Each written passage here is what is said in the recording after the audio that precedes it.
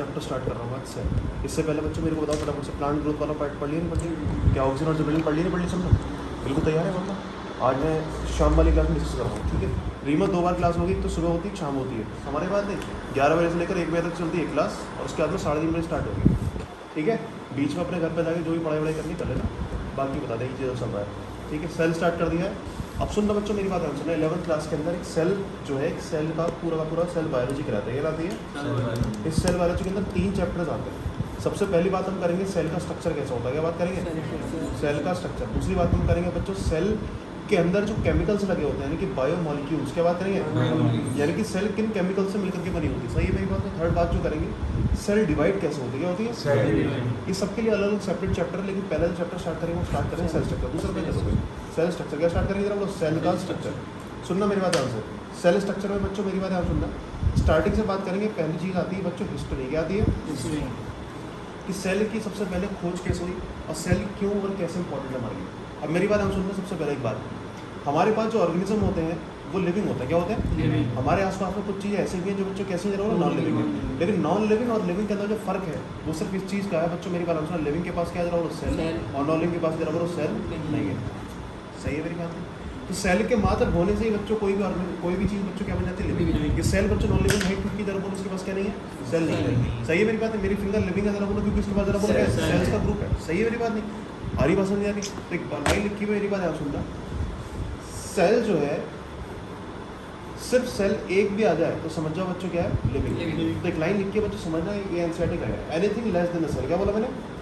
Anything less than the cell, यानी कि cell से कुछ कम हो तो वो क्या बन जाएगा? Non living. यानी कम से कम आपके पास क्या होना चाहिए? सेल। सेल्स का ग्रुप हो जाए तो और बढ़िया। मेरी बात हम सुनो, ऑर्गेनिज्म जो होता है वो कितने टाइप के होते हैं? 2 टाइप। कितने टाइप के? 2 ऑर्गेनिज्म 2 टाइप के होते हैं। बच्चों कैसे जरा बोलो यूनिसेलुलर, कौन सा जरा बोलो? एक कौन सा जरा बोलो? कुछ ऑर्गेनिज्म के पास में हो सकता है उनकी बॉडी जरा बोलो किससे बनी हुई, जरा बोलो आंसर दो फटाफट से, कैसे बेटर रखते हैं? सिंगल सेल, जरा बोलो क्या? Single cell. और ऐसा भी हो सकता है बच्चों मेरी बात हम सुनो, जो ऑर्गेनिज्म है वो मल्टी सेल, क्लियर है मेरी बात? नहीं तो ये डिपेंड करता है बच्चों ऑर्गेनिज्म के पास एक सेल है फिर क्या है। अब मेरी बात हम सुनो, जो यूनिसेलुलर ऑर्गेनिज्म है, मैंने बोला उनके पास अगर सेल आ गए तो वो लिविंग हो गए। और लिविंग आने का मतलब क्या होता है मेरी बात ध्यान सुनना, लिविंग आने का सिर्फ इतना मतलब है कि एक बार लिविंग आ गए तो जो अपने जितने भी एसेंशियल फंक्शन है, क्या जरा बोलो? एसेंशियल फंक्शन, यानी कि जिंदा रहने के लिए जो भी फंक्शन है, जैसे कि जरा बोलो कि खाने को अंदर लेना, क्या करना? इंजेक्शन करना, क्या करना? उस खाने को जरा वो ब्रेक डाउन करना, यानी कि डाइजेस्ट करना, डाइजेस्ट करने के बाद एब्जॉर्प्शन करना, और खाना जो लिया है बच्चों मेरी बात सुनो उसको अपनी एनर्जी में कन्वर्ट करना, रेस्पिरेशन करना, क्या करना? ये सारे काम बच्चों कौन कर रहा है? अकेली सेल ही तो कर रही है, यानी कि किसी और के ऊपर निर्भर है, सारे काम खुद कर रही है। खुद करने का मतलब बच्चों इंडिपेंडेंट है, क्या जरा बोलो? यानी कि जिसके पास एक कम से कम एक सेल है उसकी जिंदगी जरा इंडिपेंडेंट हो जाएगी, जाएगी। मेरी बात सुनो, अभी भी लाइन लिखी मैं, anything less than cell is non living. अगर सेल को मैं थोड़ा सा कम कर दूं, बाई चांस सेल, क्या जरा बोलो? इस सेल के अंदर ये सारी चीज़ होती है, बीच में न्यूक्लियस होता है, बाहर सेल मेम्ब्रेन होती है, बीच में साइटोप्लाज्म, और उसके बीच में कुछ और ऑर्गेनल्स होते हैं, क्लियर है? मैं कम कर देता हूं, सपोज करो बच्चों मेरी बात सुनो, इसमें से न्यूक्लियस निकाल दूं, क्या निकाल दूं? यानी कि सेल में आपने कुछ कम कर दिया, नहीं कर दिया, आपने क्या निकाल दिया? न्यूक्लियस निकाल दिया। क्या जरा बोलो ये सेल अब जो है ये इनकम्प्लीट हो गई, कंप्लीट है? यानी कि लेस देन कंप्लीट सेल हो गई, नहीं हो गई? अब अगर लेस हो गई जरा बोलो लिविंग है नॉन लिविंग है? अब ये नॉन लिविंग है क्योंकि ये क्या नहीं कर सकती, अपनी इंडिपेंडेंट टाइप है, सही है मेरी बात? नहीं सेल होने का मतलब है बच्चों अगर किसी बार सेल आती है सारे फंक्शन खुद कर सकती है, यानी कि दूसरों से इंडिपेंडेंट है, डिपेंडेंट है, इंडिपेंडेंट। समझने बात? सेल होने से बच्चों क्या हो जाती है? लाइफ इंडिपेंडेंट हो जाती है, और सिर्फ इसी वजह से जरा बोलो क्या है? Anything less than cell is a non living, सही है मेरी बात? तो सेल आते के साथ ही बच्चों कौन सी लाइफ होती है?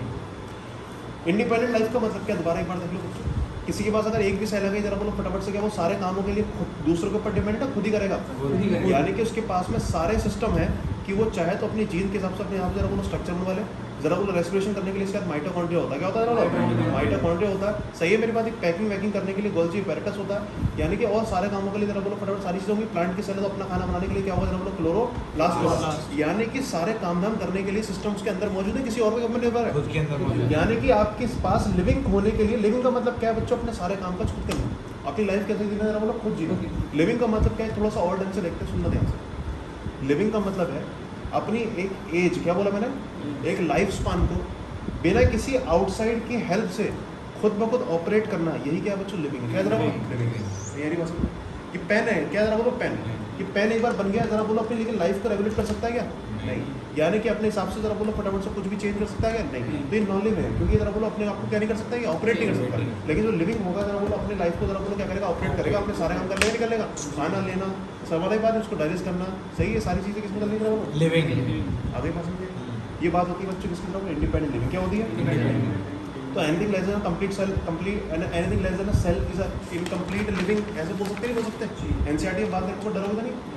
ये नीट के कभी कभी ऑप्शंस में आ जाती है लाइनिंग, समझ नहीं बात नहीं, which of the following statement is correct और इनकरेक्ट। आंसर में लाइन लिखी होगी anything less than cell is non living, सही है गलत है? सही।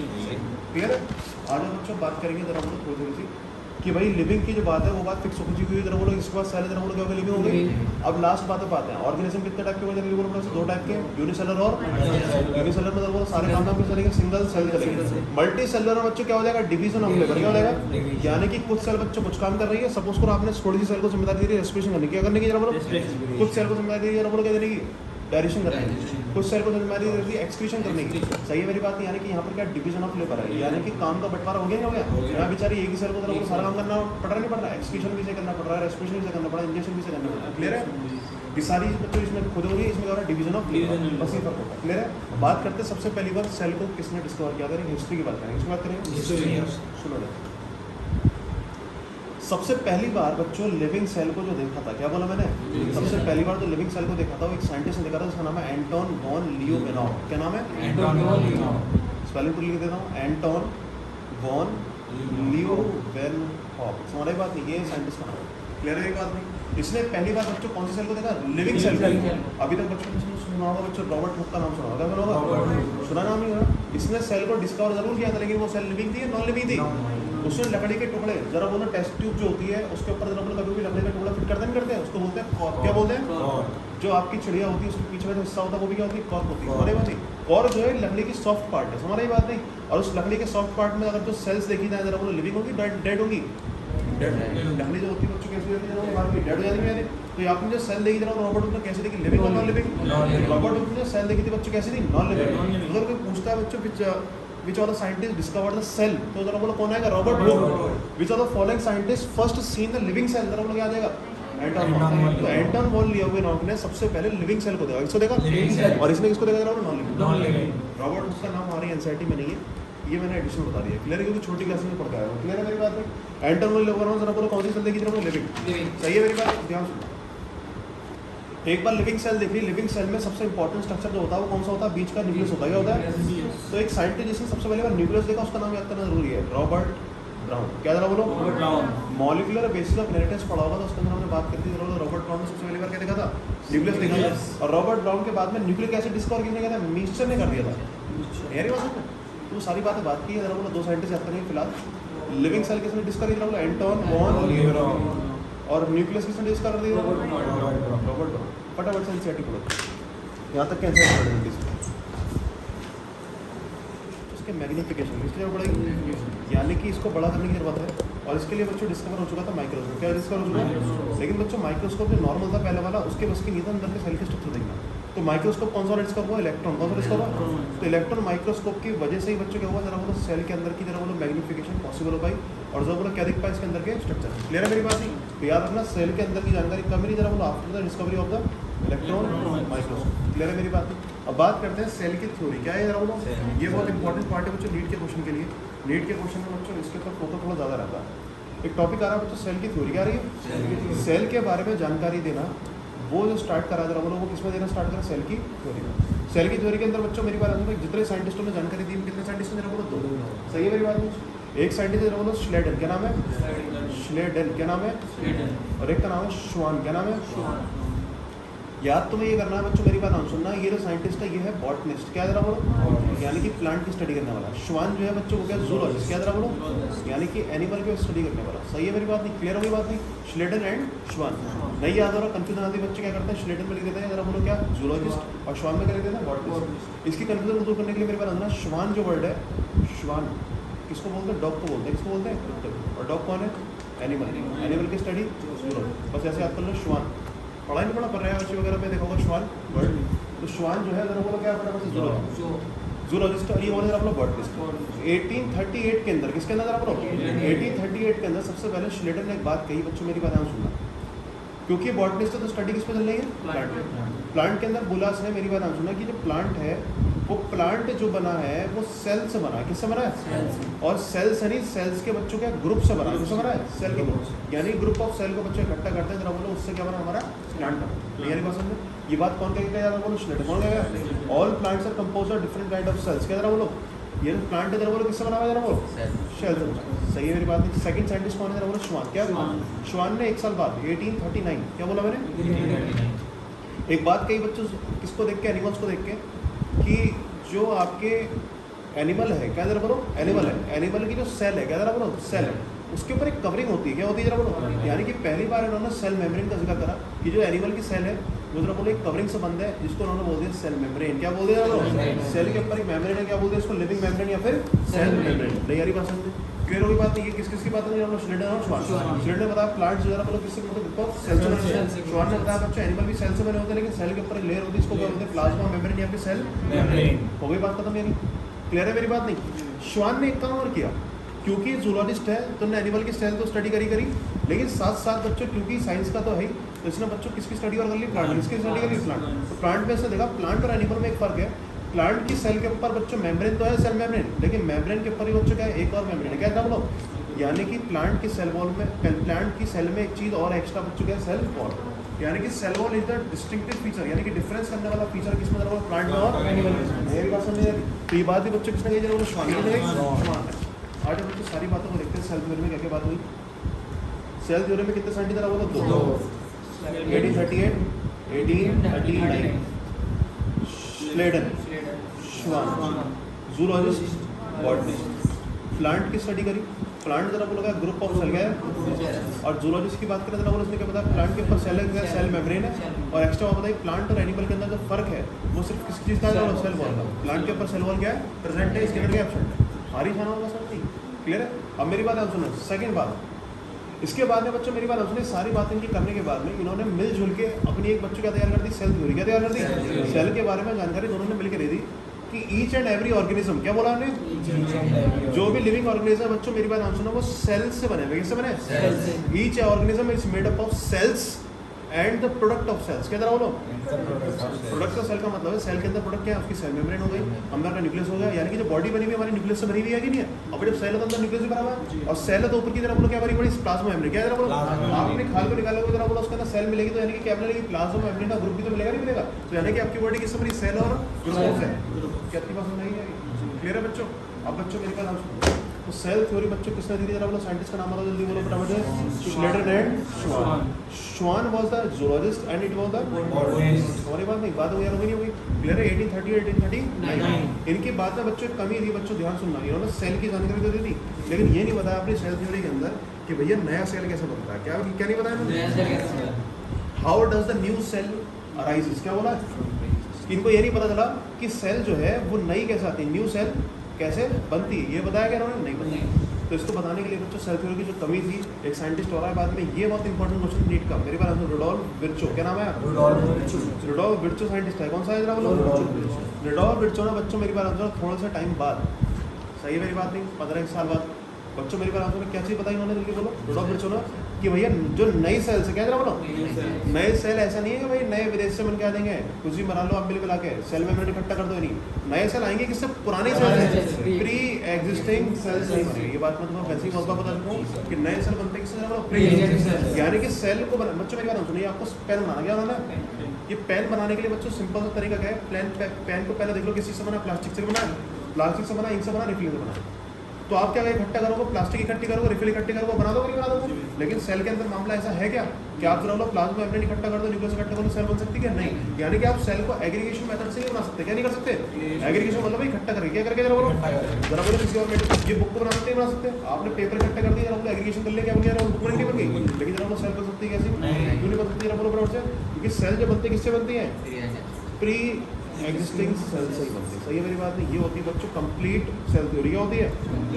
कंप्लीट सेल थ्योरी के अंदर बच्चों बात क्या है? एक तो मतलब श्लेडन की श्वान की दोनों है कि organism are made up of cells and product of the cell and also new cells arise from the pre existing. ये नई बात इसके अंदर और डाल दी हमने। ताकि हमारी बात होगी कंप्लीट।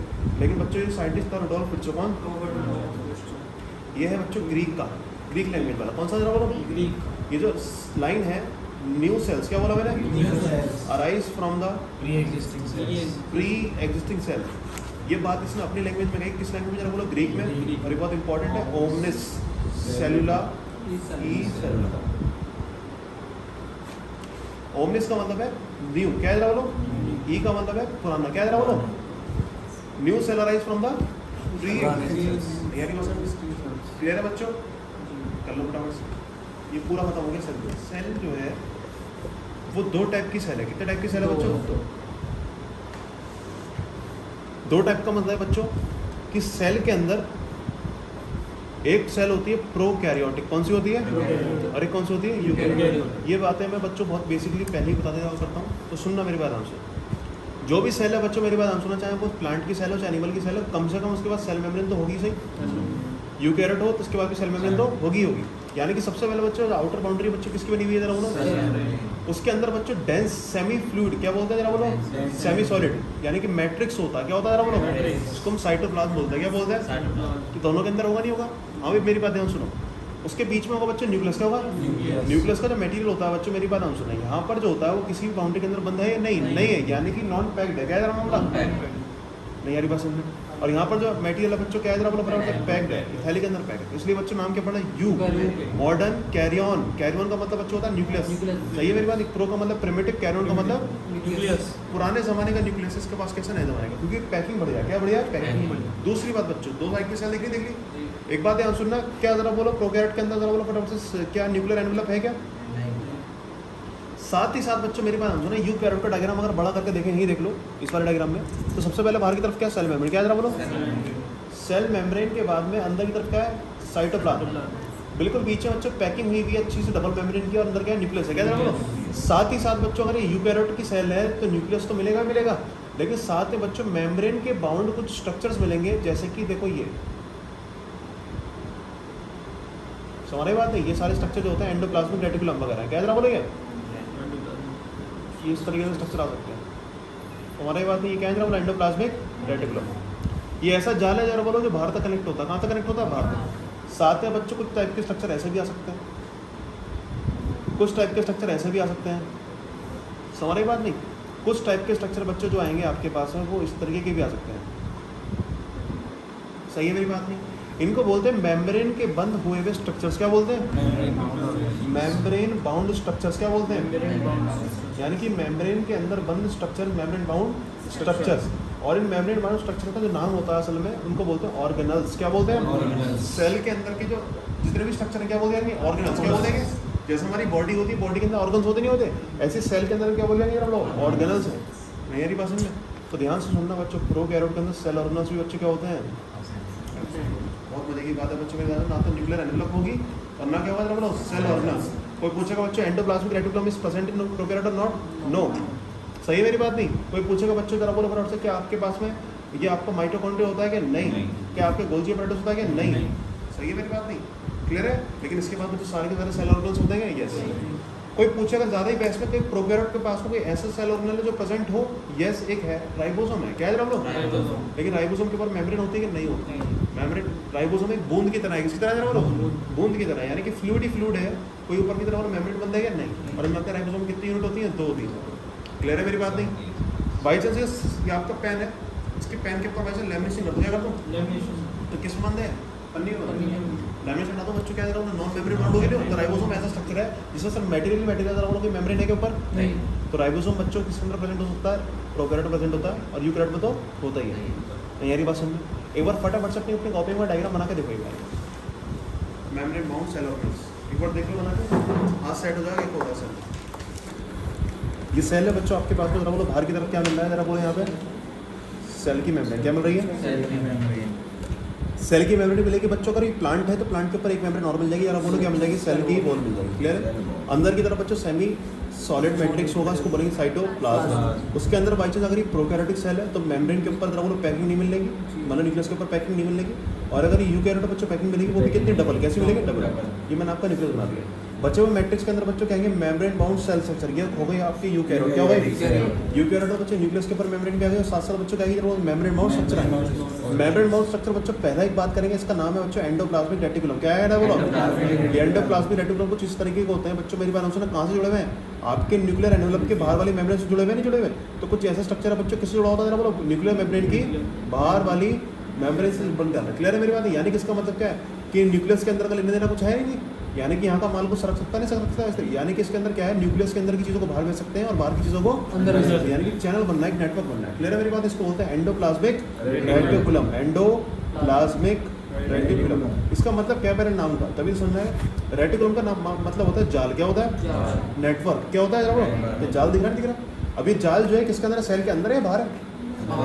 एंडोप्लाज्मिक, यानी कि सेल के अंदर एंडोप्लाज्मिक रेटिकुलम। क्लियर है मेरी बात? सेल के अंदर का जो नेटवर्क है वो क्या बोल देंगे? उसके बाद बच्चों सेल में से कभी कभी कुछ चीज़ें बनती हैं, उनकी पैकिंग करने के लिए स्ट्रक्चर लगा हुआ है, इसको बोलते हैं गोल्जी बॉडी। क्या बोलते हैं? गोल्जी बॉडी में सब क्या होगा जरा बोलो फटाफट से? पैकिंग होगी। एंडोप्लाज्मिक रेटिकुलम असल में क्या है? लिपिड और प्रोटीन बनाया करता है। क्या बनाया करता है? अब ये जो लिपिड और प्रोटीन बन जाएंगे, इस लिपिड और प्रोटीन के बच्चों क्या करेंगे? पैकिंग की जाती है। सामान को कहीं को भेजना जरा बोला, बिना पैकिंग के भेजोगे? पैकिंग के भेजोगे? पैकिंग करके बच्चों कहाँ भेज दिया जरा बोलो? Golgi body. यहाँ से जाएगा जरा बोलो, ये पैक होकर आएगा, होगी पैकिंग या नहीं? यानी गोल्जी बॉडी काम क्या? What is the role of the Golgi body? Packing. क्या होता है इसका काम? क्या होता है? सीक्रेशन। क्या होता है? बनाता है। किसके बनाता है? लिपिड और प्रोटीन। डिटेल से पढ़ने की जरूरत नहीं, समझने की बात नहीं है, डिटेल में पढ़ना सही है मेरी बात नहीं। एंडोप्लाज्मिक रेटिकुलम असल में बच्चों क्या करता है? सीक्रेशन करता है, यानी कि लिपिड और प्रोटीन को बनाता है, और गोल्जी बॉडी क्या करती है? उसकी पैकिंग करती है। नेक्स्ट बात, इसके बाद बच्चों मेरी बात हम सुनना, कुछ स्ट्रक्चर और आते हैं जैसे कि लाइसोसोम। क्या आता है? ये स्फेरिकल पैक्ड हुआ बड़ा मटेरियल है। क्या है बोलो? कोई रोल नहीं, कोई खास बाद में पढ़ेंगे। एक चीज आती है राइबोसोम। क्या आती है? ये लाइसोसोम था। क्या बोलो? ये क्या राइबोसोम? राइबोसोम में पड़े होते हैं, न्यूक्लियस में कहीं भी पड़े हो सकते हैं, और साथ साथ अगर यूकैरियोटिक सेल है तो आपके एंडोप्लाज्मिक रेटिकुलम के ऊपर भी होते हैं। और जहाँ पर एंडोप्लाज्मिक रेटिकुलम के ऊपर आ गए बच्चों, मेरी बात हम सुनना है कि एंडोप्लाज्मिक रेटिकुलम स्मूथ रहेंगे, रफ हो गया, ये सारी बातें बच्चों बाद में पढ़ेंगे डिटेल में। क्लियर है मेरी बात नहीं? तो मेम्ब्रेन बाउंड स्ट्रक्चर को बच्चों क्या बोलते हैं? Cell organelles. क्या बोलते हैं? What is this? These are the cell organelles. Membrane से बनते हैं, किससे बनते हैं? Membrane bound cell organelles. आगे बात समझिए, क्लियर है बच्चों? अब इसके बाद बात करेंगे प्रोकैरियोटिक सेल। किसकी बात करेंगे? प्रोकैरियोट बाहर सेल मेम्ब्रेन तो होगी, कोई दिक्कत नहीं। साइटोप्लाज्म होगा, कोई दिक्कत नहीं। लेकिन अंदर का जो न्यूक्लियस है बोलो मेम्ब्रेन से बंधा होगा, ऐसे पड़ा होगा, ऐसे पड़ा होगा। और उसके बाद बच्चों मेरी बात जो आपका साइटोप्लाज्म है, तो साइटोप्लाज्म सेल ऑर्गेनल्स मिलेंगे क्या? नहीं। अब बच्चों मेरी बात ना तो उसमें एंडोप्लाज्मिक रेटिकुलम है, ना गोल्जी बॉडी है, और ना ही बच्चों एक स्ट्रक्चर होता है जिसका नाम होता है बच्चों क्या? माइटोकॉन्ड्रिया। यहाँ से होती है एनर्जी सप्लाई। क्या होती है? यानी खाना लेके रेस्पिरेशन करते हैं। क्या करते हैं? रेस्पिरेशन है। तो बच्चे यहाँ पर तो वो भी नहीं है, तो सारे काम बच्चों का नहीं होंगे, यानी कि आपका माइटोकॉन्ड्रिया नहीं है, एंडोप्लाज्मिक रेटिकुलम नहीं है, आपका गोल्जी बॉडी नहीं है, तो ये सारे काम कौन करता है? मेरी बात उसने एनसीईआरटी में लिखी है, माइटोकॉन्ड्रिया का रेस्पिरेशन रुक जाएगा, एंडोप्लाज्मिक रेटिकुलम का रुक जाएगा, सीक्रेशन रुक जाएगा, इसकी पैकिंग रुक जाएगी। तो ये काम कोई और कोई काम सारे रुक जाएंगे। जब इन चीज़ों के स्ट्रक्चर नहीं है, मशीन नहीं है हमारे पास, वो प्रोडक्ट बन सकता है क्या? नहीं। जब प्रोडक्ट नहीं बनेगा, मेरी बात हम सुनना, बिना प्रोडक्ट के जिंदा रह सकती है सारी सेल? नहीं। लिविंग नहीं रहेगी। तो इस काम को करने के लिए हमारे पास अल्टरनेटिव क्या है? इसकी खुद की सेल मेम्ब्रेन। क्या बोला मैंने? सेल मेम्ब्रेन ही सारे काम कर देती है। सही मेरी बात नहीं? यानी कि सेल मेम्ब्रेन मोल्ड होकर बच्चों क्या बन गई? आपका माइटोकॉन्ड्रिया जैसा स्ट्रक्चर बना दिया। आपकी सेल मेम्ब्रेन फोल्ड होकर बच्चों क्या बन गया? Endoplasmic reticulum. यानी कि इसके अंदर ही बच्चों प्लाज्मा मेम्ब्रेन ही बच्चों क्या करती है? सारे काम करती है। ये नीट का नहीं क्वेश्चन है बच्चों, एम्स का क्वेश्चन है, इसका क्वेश्चन है, तो हाई लेवल का काम है कि if prokaryote does not have cell organelles then the work of the cell organelle will not occur. क्या जरा बोलो, जो सेल ऑर्गेनल नहीं होंगे, क्या सेल ऑर्गेनल्स के काम होंगे क्या? नहीं। तो वो लिविंग आ सकती है सर? नहीं। लेकिन फिर भी लिविंग है, यानी काम तो हो रहा है, लेकिन काम कौन कर रहा है बच्चों? वहाँ पे सेल ऑर्गेनल्स का अल्टरनेटिव बच्चों यहाँ पर क्या है जरा बोलो? सेल मेम्ब्रेन कर रही है। सही है मेरी बात नहीं? अब ये देखो जरा बोलो, है क्या? मेम्ब्रेन का फोल्ड जो है, ये फोल्ड बनाना तो यहाँ पे काम चल जाएगा, ये फोल्ड यहाँ बन जाता है, यहाँ काम चल जाएगा। तो यानी कि प्रोकैरियोट में सेल मेम्ब्रेन सारे फंक्शन को निभाती है जो इसके अंदर नहीं होती। लेकिन बच्चा राइबोसोम तो होते नहीं होते, राइबोसोम होंगे तो बच्चों क्या काम चलेगा? प्रोटीन का सिंथेसिस। सेल वॉल बच्चों किस होगी? एनिमल होगी, प्लांट होगी? प्लांट के अंदर सेल वॉल होगी। सही मेरी बात? प्लांट के अंदर बच्चों बात करें आप लास्ट में एनिमल और प्लांट, आज जाके वीडियो देख लेना घर पे जाके। प्लांट है या एनिमल है? प्लांट के अंदर बच्चों सेल के ऊपर क्या होगी? Cell wall. सेल वॉल नहीं। पहला तक तो होगी बच्चों। दूसरा पर क्या होगा बच्चों? मेरी बात हम सुनना, प्लांट्स के अंदर एक सिस्टम और होगा अंदर का सेल ऑर्गेनल में, जिसका नाम होता है क्लोरोप्लास्ट। क्या होगा बोलो? या क्लोरोप्लास्ट होता है क्या? नहीं। यानी क्लोरोप्लास्ट यहाँ पर है या क्लोरोप्लास्ट नहीं है? लिख देता हूँ पूरा नाम, क्लोरोप्लास्ट। यहाँ पर बच्चों मेरी बात सुनो, प्लांट के अंदर क्लोरोप्लास्ट है, यहाँ नहीं है, लेकिन प्लांट के अंदर एक चीज़ नहीं है, इसका नाम है सेंट्रियोल। क्या बोलो?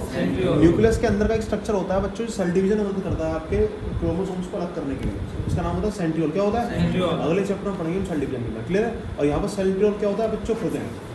एक चीज़ एक में है, एक में नहीं है। या क्लोरोप्लास्ट फालतू रहेगा, फालतू देना बोलो नहीं यारी भाषण में। कोई पूछेगा, एक लास्ट क्वेश्चन है बच्चों, प्रोकैरियोट और यूकैरियोट में जरा बोलो, दोनों में कौन सा सेलुलर मिल सकता है? राइबोसोम मिल सकता है, बता दी मैंने पहली बार, राइबोसोम दोनों मिल सकता है बच्चों। कौन? प्रोकैरियोट में भी और कुछ कुछ बातें ये देखो फटाफट से पैराग्राफ रीडिंग करो, मैं बताऊंगा यहाँ तक पढ़ना।